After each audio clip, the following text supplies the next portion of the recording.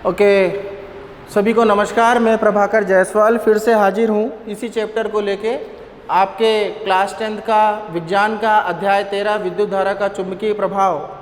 और इस वीडियो के पार्ट 1 में आपने देखा कि चुंबक क्या होता है, चुंबकीय क्षेत्र क्या होता है ना। और किसी धारावाही चालक से जब विद्युत धारा प्रवाहित होती है तो उसके चारों तरफ चुंबकीय क्षेत्र किस तरह से उत्पन्न होता है, उसकी दिशा क्या होती है।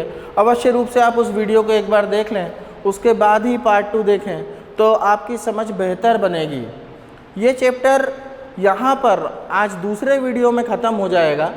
मैंने जैसा बताया बहुत ही आसान चैप्टर है, बहुत ही सरलता से आप इसे समझ सकते हैं और आराम से नंबर ला सकते हैं, क्योंकि इस पर कोई सूत्र या फिर न्यूमेरिकल्स भी नहीं है, तो आप कहीं ना कहीं उससे भी बच जाते हैं। विद्युत धारावाही वृत्ताकार पाश के कारण चुंबकीय क्षेत्र की बात करते हैं हम। धारावाही पाश, वृत्ताकार धारावाही पाश।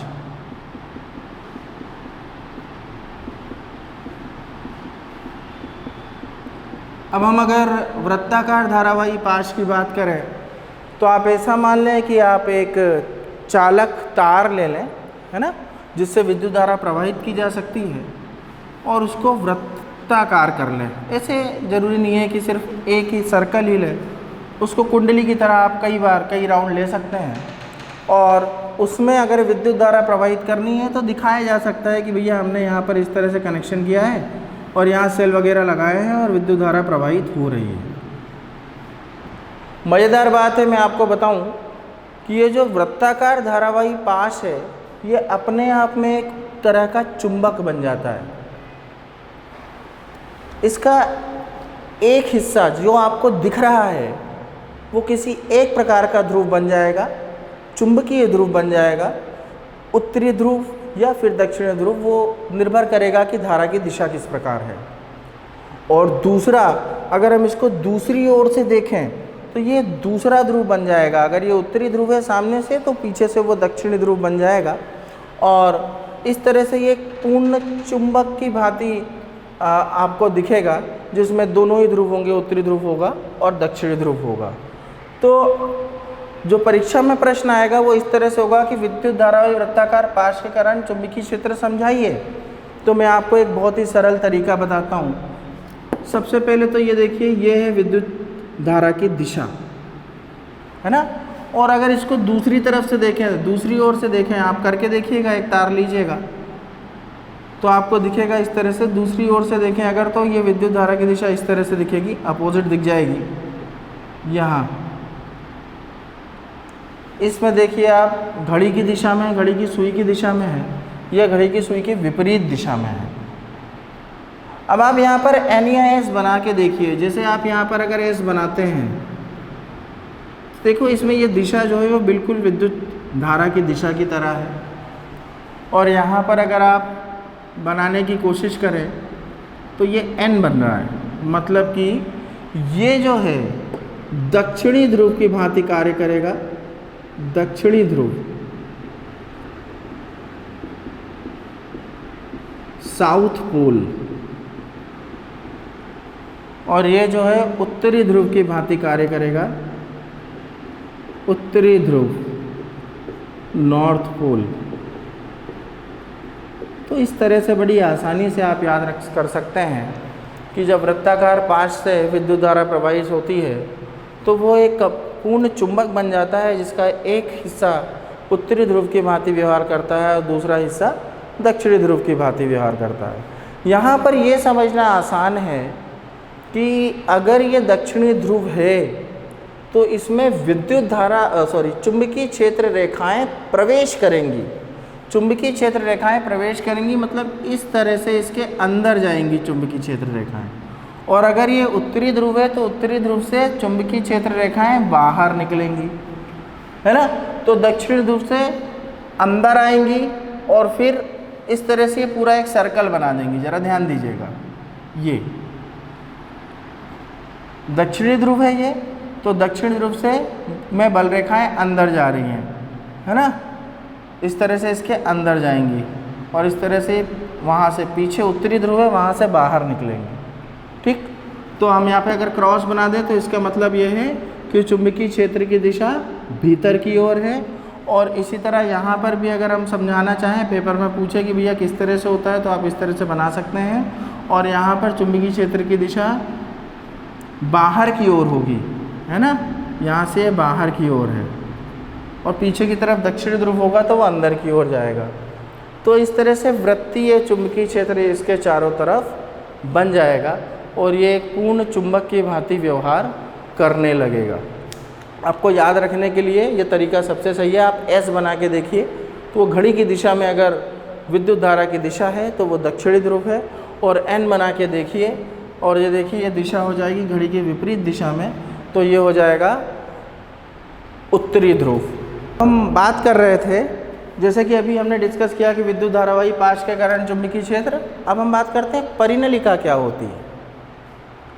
देखिए परिनलिका क्या होगी, एक नर्म लोहे का, एक लोहे का सिलेंडर है, मान लीजिए छोटा सा नर्म लोहे का क्रोड है, उसके ऊपर हमने बहुत सारे धारावाही चालक के तार लपेट दिए और उसके एक सिरे से विद्युत धारा प्रवाहित कर दी, दूसरे सिरे से देखिए इस सिरे से अगर विद्युत धारा प्रवाहित होगी तो दूसरे सिरे से विद्युत धारा बाहर निकलेगी। तो इस तरह का ये जो पूरा सिस्टम है वो कहलाएगा परिनलिका।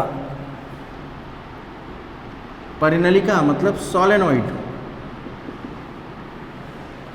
अब परिनलिका की एक साधारण परिभाषा अगर हम दें तो ये वृत्ताकार ही होगी, धारावाही होगी, विद्युत धारा प्रवाहित हो रहा है। कुंडली मतलब कि अगर वो फेरों की संख्या अधिक है तो उसे हम कुंडली बोल देते हैं। तो ये वृत्ताकार धारावाही कुंडली ही होगी, लेकिन इसकी जो लंबाई है इसकी चौड़ाई से, अनुप्रस्थ काट से अधिक होगी। और मैं आपको ये बता दूं कि ये जो परिनलिका है ये एक चुंबक की तरह व्यवहार करता है ना, जिसे आर्टिफिशियल मैग्नेट भी कहते हैं। कृत्रिम चुंबक की तरह व्यवहार करता है। कैसे करता है, जैसे कि मैंने बताया कि इसका कोई एक जो ध्रुव है, एक जो किनारा है वो उत्तरी ध्रुव की तरह व्यवहार करेगा, मतलब चुंबकीय बल रेखाएं इस तरह से इसमें से निकलेंगी और इस तरह से प्रवेश करेंगी। और ये देखिए आप, ये बिल्कुल बार मैग्नेट की तरह हो जाएगा, दंड चुंबक की तरह दिखेगा आपको। विद्युत बल रेखाएं एक सिरे से निकल रही हैं, दूसरे सिरे से प्रवेश कर रही हैं। ये यहाँ उत्तरी ध्रुव से बाहर निकलेंगी और दक्षिण ध्रुव में प्रवेश करेंगी। इसे हम कहते हैं परिनलिका। परिनलिका मैंने बताया दंड चुंबक की भांति है, तो यहाँ पर कई जगहों पर इसका जो प्रयोग है वो दंड चुंबक की भांति किया जाएगा, जहाँ पर हमें चुंबक की आवश्यकता होगी। और इसमें एक खास बात है कि अगर हम विद्युत धारा का मान बढ़ा देंगे तो ये और प्रबल चुंबक बन जाएगा। विद्युत धारा की दिशा बदल देंगे तो उत्तरी ध्रुव दक्षिणी ध्रुव की जगह आ जाएगा, दक्षिणी ध्रुव उत्तरी ध्रुव की जगह आ जाएगा, है ना। तो कई मायनों में ये दंड चुंबक से बेहतर भी हो जाता है। विद्युत धारा की दिशा रोक देंगे आप तो ये चुंबक नहीं बचेगा, इसका चुंबकत्व नष्ट हो जाएगा, और ये सारी सुविधाएं हमें दंड चुंबक में नहीं मिलेंगी। तो परिनलिका पर अगर प्रश्न आता है कि परिनलिका से अगर विद्युत धारा प्रवाहित होती है तो उसके कारण चुंबकीय क्षेत्र किस प्रकार का उत्पन्न होता है, तो आप इस तरह से दिखा दे सकते हैं कि उत्तरी ध्रुव से निकलती हैं विद्युत चुंबकीय बल रेखाएं, दक्षिणी ध्रुव में प्रवेश करती हैं, है ना, दंड चुंबक की भांति ही होता है। और दो इसके फायदे आप बता सकते हैं कि अगर धारा का मान बढ़ाया जाए तो इसकी प्रबलता बढ़ जाती है ना, और धारा का मान विपरीत कर दिया जाए तो इसकी जो पोलैरिटी है, इसकी जो ध्रुवीयता है वो बदल जाती है। उत्तरी ध्रुव बन जाएगा दक्षिणी ध्रुव और दक्षिणी ध्रुव बन जाएगा उत्तरी ध्रुव। तो ये हो जाएगा धारावाही परिनलिका, है ना। और इसके बाद जो नेक्स्ट टॉपिक है उस पर हम बात करेंगे, जो लास्ट टॉपिक भी होगा हमारे सिलेबस का, इस चैप्टर का, है ना, चुंबकीय क्षेत्र में किसी विद्युत धारावाही चालक पर बल। तो अब हम बात कर लें कि चुंबकीय क्षेत्र में, चुंबकीय क्षेत्र देखिए मैंने चुंबकीय क्षेत्र प्रदर्शित किया है। चुंबकीय क्षेत्र में किसी विद्युत धारावाही चालक, ये है विद्युत धारावाही चालक पर बल तथा बल की दिशा, यहाँ पर अब एक बहुत ही अच्छी बात आप समझेंगे कि चुंबकीय क्षेत्र, देखो चुंबकीय क्षेत्र प्रदर्शित करने का ये भी तरीका होता है कि चुंबकीय क्षेत्र को मैंने इस तरह से प्रदर्शित कर दिया है। क्रॉस का निशान ये है, मतलब कि चुंबकीय क्षेत्र भीतर की ओर है, इस बोर्ड में भीतर की ओर है ना। आप बोर्ड की तरफ देख रहे हैं तो बोर्ड की तरफ चुंबकीय क्षेत्र की दिशा है, और इस चुंबकीय क्षेत्र में मैंने एक धारावाही चालक रख दिया है, मतलब कि एक तार जिससे विद्युत धारा प्रवाहित हो रही है ना, विद्युत धारा आई प्रवाहित हो रही है। तो यहाँ पे जादू ये होगा कि इस धारावाही चालक पर बल लगने लगेगा, ऑटोमेटिकली एक बल लगेगा जिसके कारण ये धारावाही चालक गति करेगा। अब धारावाही चालक अगर गति करेगा तो गति किस ओर करेगा, बल की दिशा क्या होगी, इसको समझने के लिए हमें फ्लेमिंग के वाम हस्त नियम, फ्लेमिंग्स लेफ्ट हैंड रूल का उपयोग करना पड़ेगा। तो अगर परीक्षा में पूछा जाए कि चुंबकीय क्षेत्र में किसी विद्युत धारावाही चालक को रखते हैं तो क्या होता है, तो आप कहेंगे कि उस पर बल लगेगा, और बल की दिशा फ्लेमिंग के बाएं हाथ के नियम द्वारा हम निकाल सकते हैं। अब हमें यहाँ ये सीखना है कि बल किस तरफ लगेगा और फ्लेमिंग के बाएं हाथ के नियम का किस प्रकार से उपयोग करेंगे। तो सबसे पहले तो आप ये देखिए, अपने हाथ की उंगलियों को इस तरह से फैला लीजिए, बाएं हाथ की उंगलियों को इस तरह से फैला लीजिए। ये इस तरह से देखिए कि आपकी ये जो तीनों ही उंगलियां हैं, ये अंगूठा है ना, और ये देखिए ये मध्यमा है, ये जो सेंट्रल फिंगर है ना, और ये इंडेक्स फिंगर है जिससे दिशा दिखाते हैं हम, है ना, जिसे हम तर्जनी कहते हैं। तो अंगूठा, तर्जनी और मध्यमा को इस तरह से फैलाइए कि ये तीनों परस्पर लंबवत हों। अब ये तीनों परस्पर लंबवत हो गए तो देखिएगा, हमें याद रखना पड़ेगा कि अंगूठा जो है वो बल की दिशा बताएगा, अंगूठा बल की दिशा बताएगा। ये जो तर्जनी है ये चुंबकीय क्षेत्र की दिशा में रहेगी, और जो हमारा सेंट्रल फिंगर है ना, मध्यमा जो है वो विद्युत धारा की दिशा बताएगा। तो यहाँ पे जो मैंने स्थिति ली है उसे ज़रा आप ध्यान से देखें।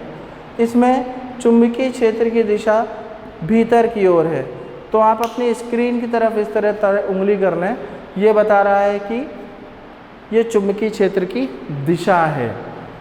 विद्युत धारा की दिशा ऊपर की ओर है, तो जो हमारी मध्यमा है वो ऊपर आ जाएगी इस तरह से, और अंगूठा बताएगा लगने वाले बल की दिशा। तो ये बल की दिशा जो है वो देखिए किस तरफ हो जाएगी, इस तरफ। तो अगर बताना हो पेपर में इस तरह से तो आप बताओगे ये जो दिशा है लगने वाले बल की दिशा है, लगने वाले बल की दिशा, ये लगने वाले बल की दिशा है। अगर फ्लेमिंग के बाएं हाथ का नियम, वाम हस्त नियम परीक्षा में पूछा जाता है तो आप पॉज कर करके इसकी परिभाषा लिख सकते हैं। मैं बोल रहा हूँ, ज़रा देखिएगा कि यदि हम अपने बाएं हाथ का अंगूठा, तर्जनी और मध्यमा इस प्रकार फैलाए कि ये तीनों परस्पर लंबवत हों, तो तर्जनी यदि चुंबकीय क्षेत्र की दिशा प्रदर्शित करती है, मध्यमा यदि विद्युत धारा की दिशा प्रदर्शित करती है, तो अंगूठा बल की दिशा प्रदर्शित करेगा। और इस नियम से आप किसी भी स्थिति में, मान लीजिए कि चुंबकीय क्षेत्र की दिशा बदल दी जाए या विद्युत धारा की दिशा बदल दी जाए, तो बल की दिशा भी बदल जाएगी और बल का दिशा का आप पता लगा पाएंगे। तो इस तरह से फ्लेमिंग के वाम हस्त का नियम भी पूरी तरह कंप्लीट हुआ, है ना।